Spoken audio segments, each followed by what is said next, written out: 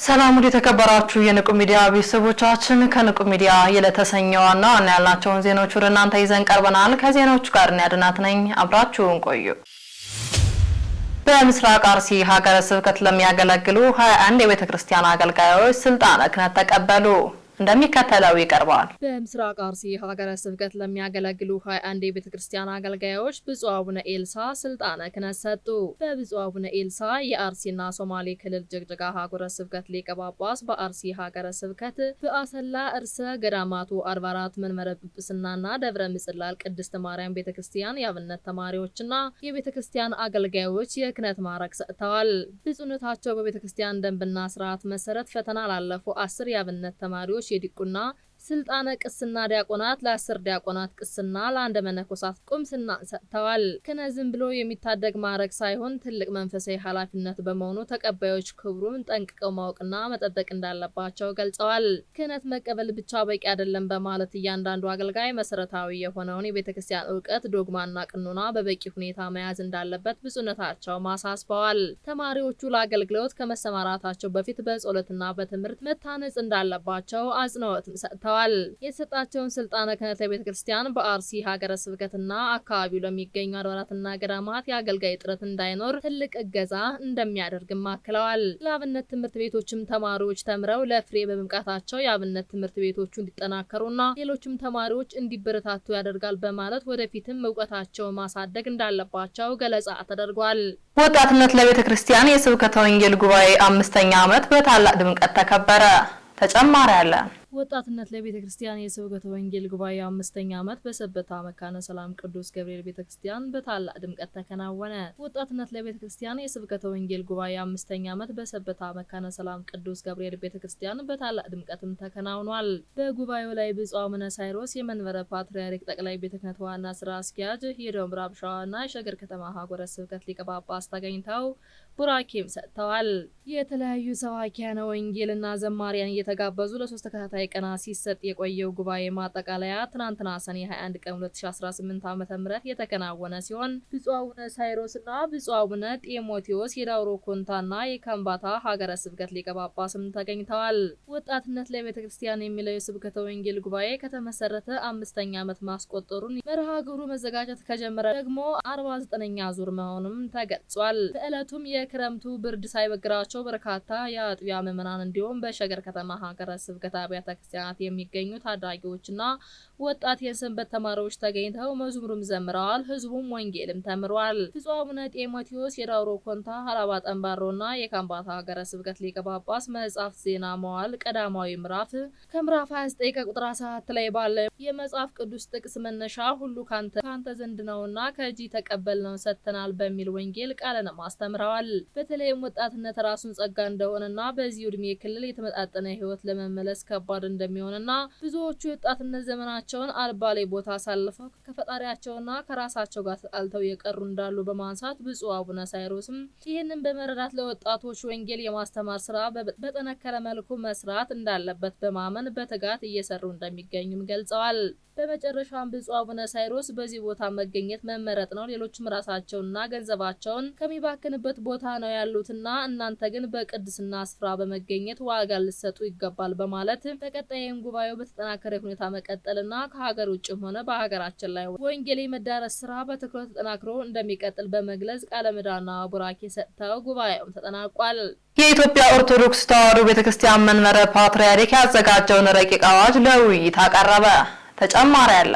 የኢትዮጵያ ኦርቶዶክስ ተዋሕዶ ቤተክርስቲያን መንበረ ፓትርያርክ ጠቅላይ ቤተ ክህነት ጽሕፈት ቤት የቤተክርስቲያኑን መንፈሳዊ ፍርድ ቤቶች እንደገና ለማቋቋም ለማደራጀትና ለማጠናከር ያዘጋጀውን አዲስ ረቂቅ አዋጅ ለውይይት አቀረበ። በአዲስ አበባ እየተካሄደ በሚገኘው በዚህ የውይይት መድረክ ላይ ብፁዕ አቡነ ሳይሮስ የመንበረ ፓትርያርክ ጠቅላይ ቤተ ክህነት ዋና ስራ አስኪያጅ፣ የደቡብ ምዕራብ ሸዋና ሸገር ከተማ ሀገረ ስብከት ሊቀ ጳጳስ ንቡረ እድ ኤልያስ አብርሃም፣ በመንበረ ፓትርያርክ ጠቅላይ ቤተ ክህነት በመንፈሳዊ ዘርፍ ምክትል ዋና ስራ አስኪያጅ ኦፈ መምህር አባ ገብረስላሴ በመንበረ ፓትርያርክ ጠቅላይ ቤተ ክህነት የሕግ መምሪያ ዋና ኃላፊ፣ አባቶች ሊቃውንት፣ የፌዴራል የመጀመሪያ ከፍተኛ ጠቅላይና ሰበር ሰሚ ፍርድ ቤት ዳኞች፣ ጠቅላይ አቃቤ ሕግ፣ ታዋቂ የሕግ ምሁራን፣ ጠበቆችና የፍትህ አካላትና የተለያዩ ባለድርሻ አካላትም ተገኝተዋል።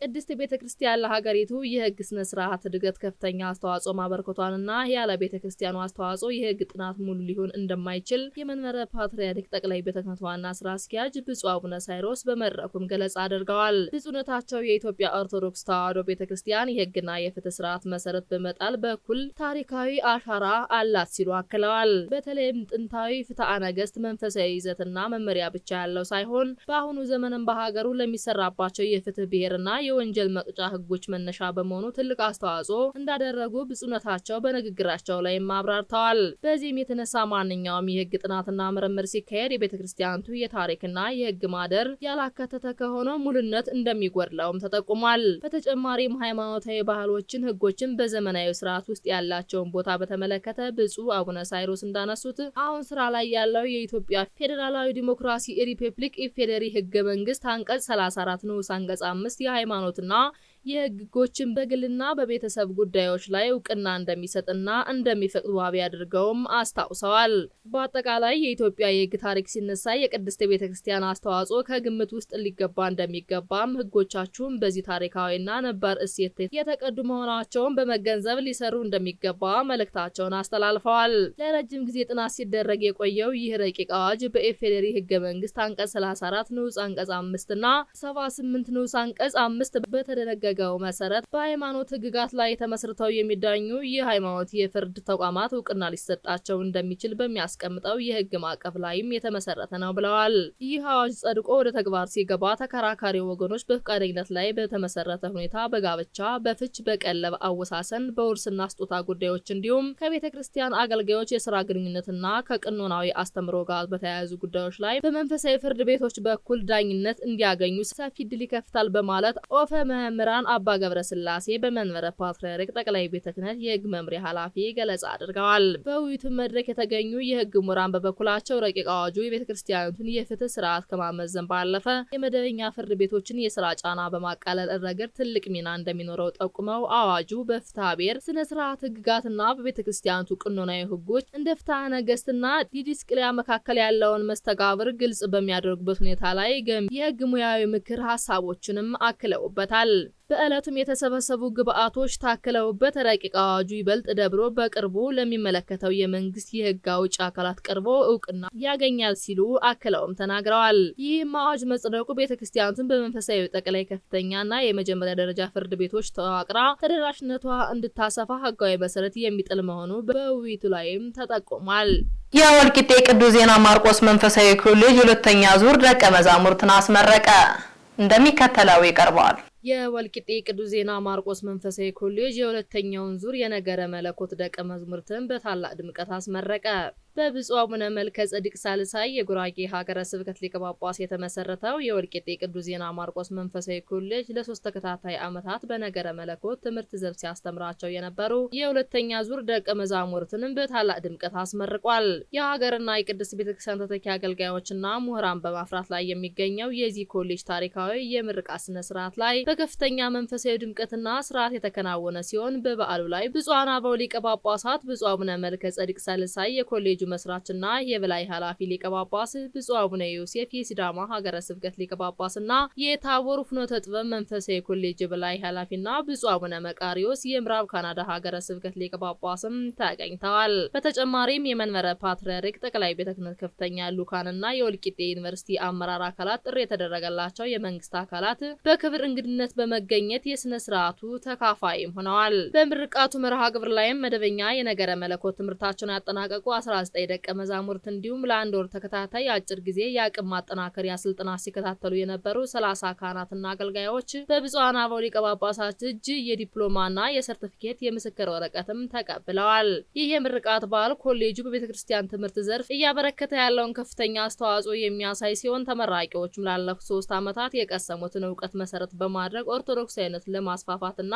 ቅድስት ቤተክርስቲያንን በእውቀት ለማገልገል የሚሰማሩበት ልዩ ራፍ መሆኑንም ገለጻ ተደርጓል። ኮሌጁ በቤተክርስቲያኑ ትምህርት ዘርፍ ያበረከተ ያለውን ይህን ከፍተኛ አስተዋጽኦ በሀገረ ስብከቱም ሆነ በቤተክርስቲያኑ ውስጥ የሚታየውን የአገልጋይ እጥረት ለመቅረፍ ትልቅ ተስፋ የሰነቀ መሆኑን በዕለቱም ተናግሯል። በምርቃት ስነ ስርዓቱ ላይ ብፁዕ አቡነ ዮሴፍ ሰፋ ያለና ጥልቅ ትምህርት ወንጌልም ሰጥተዋል። ለአጠቃላይ ተመራቂዎቹ መንፈሳዊ መመሪያና አባታዊ መልእክት ያስተላለፉት ብፁዕ አቡነ መልከ ጸዲቅ ሳልሳይ መነሻቸውም ለክርስቶስ ወንጌል እንደሚገባ ኑሩ፣ ይህንን ዕለት የትምህርታቸው ማብቂያ ሳይሆን የአገልግሎታቸው ጅማሬ መሆኑን ተመራቂዎቹ አውቀው ሊያስቡበት እንደሚገባ አሳስበዋል። በጉባኤ ውስጥም የተማሩት የመጽሐፍ ቅዱስ ትምህርት ምዕመናን የሚጠብቁበት ክንድ በመሆኑ የተቀሰመውን ዕውቀት ከአገልግሎት የተለየ እንዳይሆንና በትምህርት ደረጃ ብቻ ሳይቀረዝ በተግባር ላይ ሊውል እንደሚገባ መመሪያም ሰጥተዋል። ተመራቂዎቹም ለምዕመናን ምሳሌ በመሆን መንፈሳዊ አገልግሎታቸውን በኃላፊነት ስሜትና በትጋት ሊወጡ እንደሚገባ የገለጹት ብፁዕነታቸው የክህነት አገልግሎት ልዩ ክብር ያለው ቢሆንም ከሁሉም በላይ የመስዋዕትነትና የኃላፊነት ዋጋ መሆን ያላችሁበት ዘመን በብዙ ፈተናዎች የተከበበ መሆኑን በተለየ ሁኔታ መገንዘብና ማወቅ እንደሚገባ በጥብቅም አሳስበዋል። ታሪካዊ የምርቃት ስነ ስርዓት በብፁዕ አቡነ መቃርዮስ ቃለ ምዕዳንና አባታዊ ቡራኬ ተጠናቋል። ሰኔ 22 ቀን 2018 ዓ.ም ከንቁ ሚዲያ ደረስላችሁ ዜናዎች እኒን ይመስሉ ነበር። ቀሪዎቹን ከቀሪ የንቁ መርሃ ግብሮች ጋር አብራችሁ ቆዩ እያልን እኛ ከወዲሁ ተሰናበትናችሁ። ሰላም እግዚአብሔር ከእናንተ ጋር ይሁን። ቸር ሰንብቱ። ንቁ ኦርቶዶክስ ተዋህዶ የጸሎትና የንስሐ መርከብ ማህበር በእግዚአብሔር ፈቃድ በወንድማችን የኔነ ተስፋዬ አስተባባሪነት ከተመሰረተ ጊዜ ጀምሮ ከሚሰጣቸው ዘርፈ ብዙ መንፈሳዊ አገልግሎቶች መካከል የሐዋርያዊ አገልግሎትና ያሬዳዊ ዝማሬዎች አንዱ ነው። በዚህ ክፍል የኦርቶዶክሳዊ ተዋህዶ ቤተክርስቲያንን ዶግማና ቀኖና የጠበቁ ኦርቶዶክሳዊ ለዛ ያላቸው ለነፍስ እረፍትን የሚሰጡ ወቅታዊና ዘመኑን የዋጁ ስብከቶችና ያሬዳዊ ዝማሬዎችን በመላው ዓለም ለሚገኙ ተመልካቾቹ በንቁ ሚዲያና በኢትዮ ማህበር የዩቲዩብ ቻናል እያቀረበ ይገኛል። አገልግሎቱ በመላው ዓለም ለሚገኙ አማኞች ተደራሽ እንዲሆን በየዕለቱ የሚለቀቁ ስብከቶችንና መዝሙሮችን ላይክና ሼር ያድርጉ። እንዲሁም የዩቲዩብ ቻናላችንን ሰብስክራይብ በማድረግ የዚህ ታላቅ አገልግሎት ባላሻራ ይሁኑ። ንቁ ሚዲያ ርቱ የቤተ ክርስቲያን ልሳን